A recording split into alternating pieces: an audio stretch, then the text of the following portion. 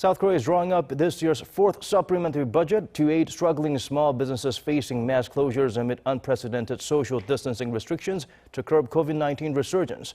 More customized support for those hit hardest by the pandemic. Minji has our top story. The government's fourth extra budget of the year has been set at 7.8 trillion won, or roughly $6.6 billion. It will be used to provide tailored support focused on the most vulnerable industries and people affected by the resurgence of COVID-19. 피해가 가장 큰 업종과 계층에 집중하여 최대한 두특배 지원하는 피해맞춤형 재난지원 성격의 추경입니다. 정부로서는 최선을 다한 금액이지만 피해에 비하면 매우 부족한 액수일 것입니다. 부족하더라도 어려움을 견뎌내는 데 힘이 되기를 바랍니다. About half of the budget will be focused on support for the self-employed and small merchants, which will include cash payments for some 2.9 million people. Small merchants who've had to limit their business hours because of social distancing rules, like restaurants and cafes, can get around $1,200. The owners of facilities designated as high risk, like PC cafes and karaokes, which have been forced to close entirely, will be eligible for about $1,700. Also, merchants with annual revenue of less than $340,000 will get roughly $870.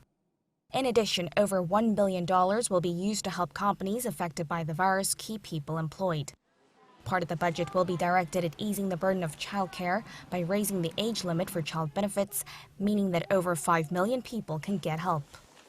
Another portion will be used to give South Koreans aged 13 and over a one-off discount of about $17 off their phone bills to provide consolation to people enduring the pandemic.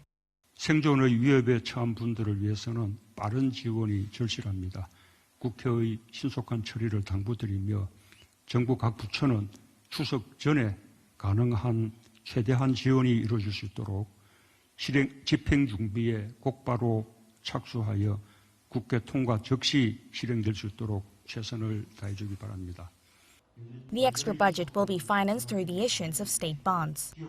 It's the first time in almost 6 decades that the government has drawn up 4 extra budgets in one fiscal year. Earlier this year, the government used an extra budget to hand out emergency relief payments of up to $870 to all households. President Moon asked for understanding that there was no choice this time but to take a more tailored approach to maximize the effect of limited financial resources, especially when no one knows when the pandemic will end. Minji, Arirang News.